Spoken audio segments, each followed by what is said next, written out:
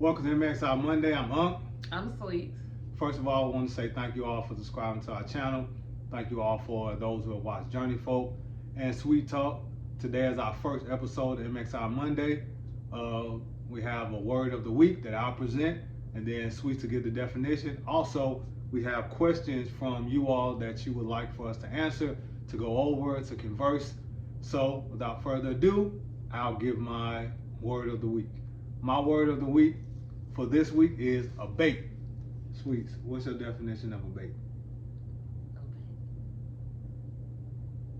Oh, when you be wearing them little tight shirts and your muscles be showing, you be giving out a bait.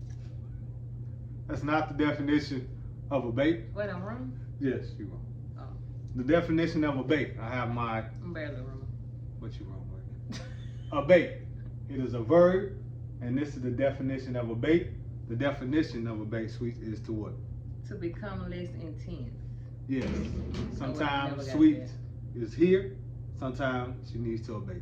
Not telling her to obey, just sometimes she needs to obey. Is that, you got it? We'll put a pin in there. All right. Now, without further ado, we'll get to the questions that you all have. Okay, so I went on my Facebook, my Instagram, my Snapchat, and I put it in the community. And y'all was supposed to ask us questions that y'all wanted us to discuss. So the first question is, how did we meet? Ladies first. Ladies first. We met at work. We met at work. She had just got a job where I was working, and I asked her if she needed any help because she was going to be a part of my department. Gave her my phone number, and we started texting, and now we're here. That's originally how Unc and Sweet met. Next question. Oh, that's it. Mm-hmm. Our favorite thing about each other. So, my favorite thing about Unc is he is very loving and caring. Like, he cares about people way more than I think he should sometimes. But he's very caring, loving. He's a great father, great husband, great friend. And it's very rare that you can find somebody that's a great friend. And even being with him, seeing him be a friend to other people has made me a better friend to my friends.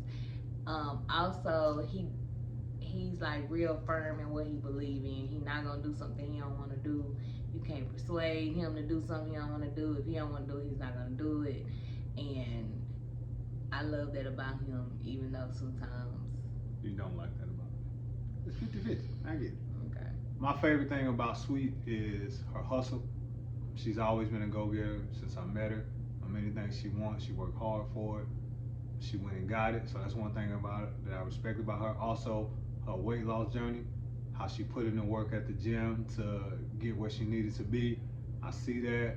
I saw her transition, and that's one thing I admire and one thing I respect about her, because I know it wasn't easy, but yet she took the time out and dedicated herself to get where she needed to be, and I love and respect that about her.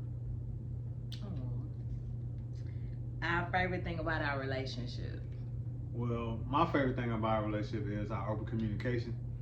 We can be open and honest about whatever we need to be open and honest about without fail, but we still give the other person, allowance to feel how they need to feel when we tell them that. Being open, Sweets has helped me to understand that being open and honest doesn't mean that when I tell her something, just because I'm being honest, doesn't mean that she can't feel how she needs to feel and process it. That's one thing I learned. Even though I'm very open and honest about everything, I still have to give her time to process what I'm being open and honest about, and then we can move from there. So my favorite thing about our relationship is, of course, our openness and our communication, but more so, like, I can be myself with him, he can be himself with me. Like, even though we have tried to help each other be better people, we haven't tried to change each other individually. And this is like the first relationship I can say I can 100% be myself. And I also allow him, not allow, it's not to say allow, but I also give him the space to be himself as well. So from the very beginning, we both came in being ourselves because we didn't think we was gonna be together. We was just co-workers. So I do very much so. Love that I could just be myself. And also the security. Like, I'm finally not the man in the relationship. I'm sorry. How do we handle conflict? Well, we handle conflict totally differently. Our conflict resolution skills are totally different.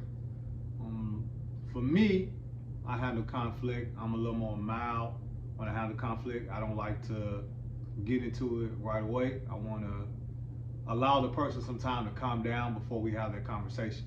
So with my conflict resolution, I give the person and the situation room to breathe, and then I attack it, and I try to give a perspective that and then a different perspective that they might be feeling, and then try to have resolution.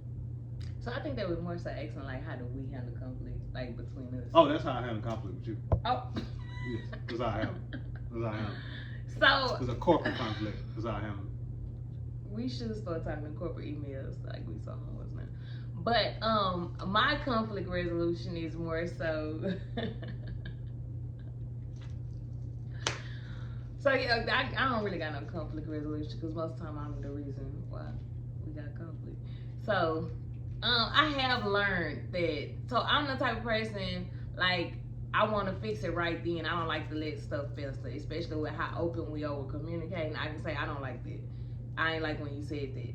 But I'm like, right now, let's talk about it right now. He's more so of let the situation calm down so we could be level-headed and have a calm conversation. So the more we've been together, I think that I have gotten better with just, calming down and then discussing the conflict. You have. So, I'll give you that. I'll say that. Okay, what is our love language? Want me to tell you what your love language is? No. Oh. You'll tell you your love language. Well, our love language is totally different. So I answer this one. My love language is like, I'm very vocal. I like buying gifts, touch, all that. His love language is like what is called acts of service. So he likes doing things. Like, he's more of a show me type. He don't do a lot of words. I'm the, oh, I love you, you fine, you wonderful. And he just, like, it's a lot of things that I definitely don't have to do or don't even have to make a second thought about. Like, I just told somebody today, I can't tell you what side my gas thing on, because I don't pump gas. I haven't pumped gas in like 3 years. So, just, that's our difference in love language. But, I mean, it works for us. And the last question is, what small thing I do daily that makes your day or affects it? What do you do? Small things you do. I mean, you always checking on me. You always asking me how I'm doing. Even if, I'm like, Mom, I'm doing all right. I'm doing good. You still ask. You still want to make sure that I'm okay. You give me the space to be like, you need time away from the kids, you need time away from us, so we crowd you. So you have, that's one thing I do, like, even if I don't need to take it, just the thought that you ask, if I need it, I appreciate that. Well, I do that because you're not vocal. So, like, that's one thing that it's a ick. Like, his word could be flipped upside down, you'll never know, because he's not going to say nothing, he's not going to show it, he real stiff. So it's like, I'm always like, you alright? You good? Even like, because he ain't gonna say nothing, so I'm gonna have to ask. And even when I ask, he still be like, I'm alright, when I know he not alright. But being with him, I have learned to see the signs of when I know he's not alright, or like, baby, we need some time, we need some space, which he never wanted, but I asked. I wouldn't say it's small. It might be small to me and big to other people. My husband get up every morning at 4 a.m. and cook me lunch, like fresh lunch. So that's I guess you would say it's small to some people, but to me that's big.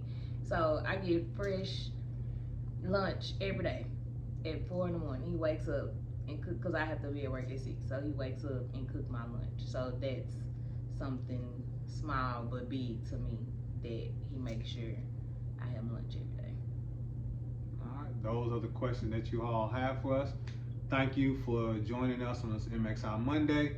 If you have any other questions or topics that you want Uncle Sweets to discuss, please let us know. Like, subscribe, and share. Check you out. Look at Mr. I don't have no social media. I know, but we're here. We're here. I'm so proud of you, baby.